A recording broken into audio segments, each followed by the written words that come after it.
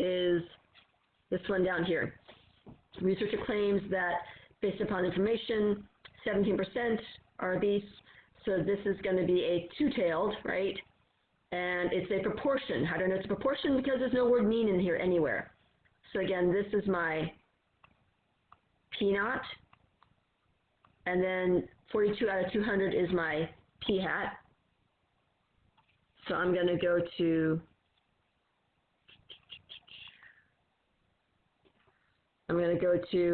stat tests, and I'm going to go all the way down to 1 prop z test. So that's the fifth one. And I need to put in that information. My p-naught, which is 0.17, and then it wants my x, my number of successes. So we had, what you guys have, 42 successes out of 200 people, out of n is 200, and my h1 was not equal to. So you got to fix those things, put those in. So there it is there. You see it's dark on the not equal to, and then hit calculate. So when I hit calculate, it will give me what we got in our thing, which is a z of 1.50 and a p-value of 13%. 13% is not unusual. We would not reject h-naught. That's totally common and not strange at all. Okay, so that is how you use the calculator to do the tests. And that's how you find the p-value. So it will help you a little bit with confirming that you have the right test stat, but honestly, I'm going to make you calculate the test stat and give me all the numbers anyway, so it's not going to help you all that much, frankly.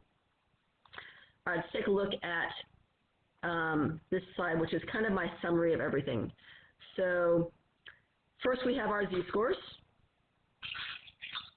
and the z-scores, the two things that are z-scores are your test stat and your critical value. The test stat is your sample's z-score. The critical value is your problem's z-score. It's the setup of the problem. It's the unusual level requirements. In other words, it's what you consider unusual. It's based entirely upon your alpha. So you take your alpha, you use a t-table from the alpha to come up with your critical value. And that's where the critical value comes from. It comes from the alpha using the t-table. So that's always going to happen, and that's kind of what you consider unusual or not. Anything beyond that is an unusual z-score. Anything not beyond that is not an unusual z-score. Your sample will have a z-score, which is called the test stat, and it'll have a probability, which is called p-value. So you always find the test stat. I'm going to make you do that, and then you'll use this stat test, t-test, if you want to find the p-value. The z-score is what we've been doing traditionally the last couple of classes. The other way you can compare is you can compare the percent and the tail. In other words, the probability. And this one's the opposite. This one here, if your test stat is kind of larger than your critical value, you would reject. Here, if your alpha is larger than your p-value, in other words, if your p-value is less than or equal to your alpha, then it's unusual and you reject. It kind of goes back to that chapter 4 stuff. So here it's kind of the opposite. If your p-value is small, if it's unusual, if the probability is small, then you reject the null hypothesis. This is a quick rundown of the hypothesis test for p-values. It's almost the same as it is for the regular place, the regular one that we've done before. Just a couple of steps are a little bit different. So step 2 is gone. Instead, step 3 becomes step 2. We don't use critical values, find the test stat, and that's using the formula, right? And then step 3 is different. That's new. We find the p-value. This is using the stat test, t-test or the stat test 1 prop z test. And then step 4 is also different because we are not comparing the drawing. Here, we're going to look at alpha and the p-value, and we're going to reject if the p-value is less than or equal to alpha. It's never going to be exactly alpha, so less than alpha. So if the p-value is less than or equal to alpha, in other words, if it's unusual, we're going to reject the null hypothesis. And then step 5 is the same. So those are the only changes with this p-value way of doing it. And again, I'm not going to emphasize it this class because I feel like we don't have enough time for me to really spend on that. It's hard enough over the internet that I think I'm just going to kind of pull away from that one. And if you see any of those I'm going to try to weed those out of the homeworks.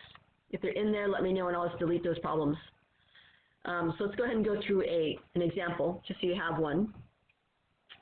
So here, Austin, go ahead and read for me. Example, t-test by comparing alpha and the p-value. Physician claims that joggers' maximum volume oxygen uptake is greater than the average of all adults. A sample of 15 joggers has a mean of 40.6 millimeters per kilogram and a standard deviation of 6 milliliters/kilograms. If the average of all adults is 36.7 milliliters/kilograms, is there enough evidence to support the physician's claim that alpha equals 0.05? Perfect. Okay, so we've got a few things to look at here. The first one is, this is the claim. Claim is that it's greater than the average of adults. So he's claiming that his group, their mu is greater than everybody else's. So my claim is that their mu is greater than the average of all adults. So what's the average of all adults? Let's see. Average of all adults is 36.7. So 36.7, and that makes that 36.7 is that's my mu naught. It's what the world has. It's kind of the benchmark I'm comparing myself to. Average of all adults. Okay, so that's my mu naught. And then we're looking at the sample. Here's the part, this sentence is a sample sentence, this whole sentence, a sample of 15 joggers. Sample of, that's my n, has a mean of 40.6. This is my sample mean. This is my x bar. Right, see how it says sample mean? And then a standard deviation of 6, so this is my s. And then here's my alpha. So first, state the hypotheses and identify the claim. My hypotheses is going to be H naught is that mu is always equal to, so equal to what? My regular number up here, 36.7. And that means that my H1, since H naught is not my claim, I have to make H1 my claim. So that's going to be my claim. Mu is greater than 36.7. So that would be my claim. So I'm looking to support or not support my claim. Since whenever it's H1, I'm going to use the word support. Whenever my claim is H0, I'm going to use the word reject. And then the next part is find the test value.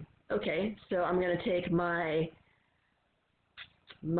sample one, x bar, 40.6, subtract what I expect, 36.7, and divide by S6 over square root of 15. So we'll go ahead and do that. Right, so x bar minus mu over S divided by square root of n. Here's my numbers, because remember, whatever's from my claim, this is my claim, that is my mu naught. That's, well, actually, it's even easier than that. This, whatever you get here, that's your mu naught. Okay. Whenever you find the word sample, whoops, wrong color. Sample, that is going to be your x bar. People mess that up all the time, so make sure you're clear on that part. All right, so I got 2.517, and then I need to run the test on that one to find my p-value. So finding my p-value, I'm going to do stat test. All right, so guys, this is a mean. What kind of test am I going to run? Stat test what? Anyone? Yes. T. Right, mean Mr. T, so it's going to be a t-test. Exactly. Perfect. Because it's a mean. So means we use T's, t-test. Great. And then we'll run that. So I'll go ahead and do that really, really quickly. I'll show you guys.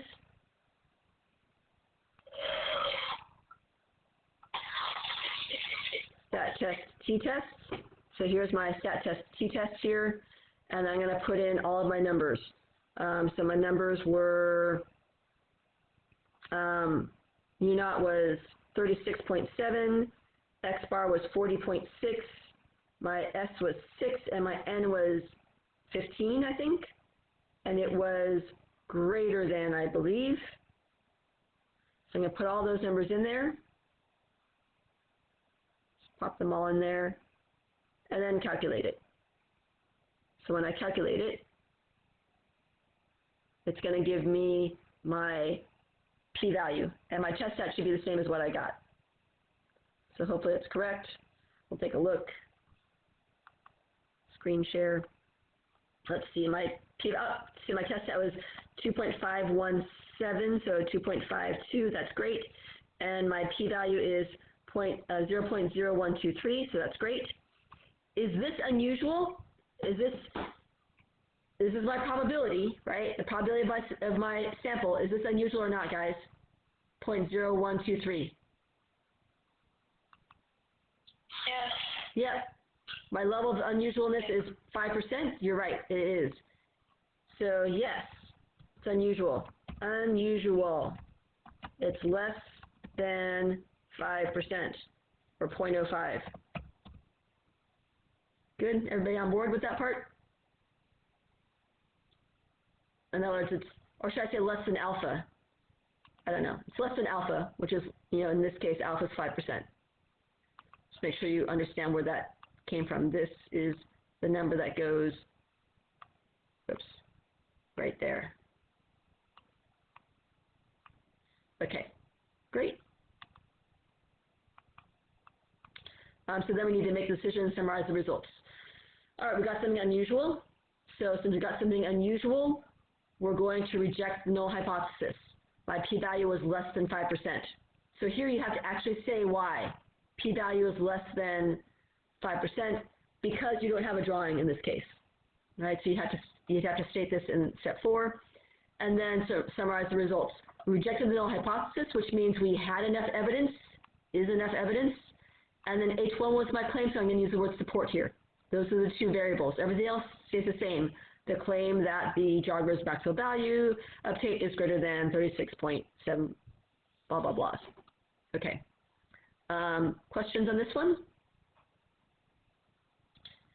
All right. I would like you guys to just take 2 minutes, 3 minutes. We got 5 minutes.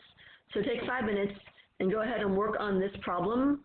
We will work on it a little bit more next class, but I want you guys to at least start on it a little bit this time. So I'm going to put you in your breakout rooms and let you go ahead and try it a little bit, just for 4 minutes, and then I'll bring you back.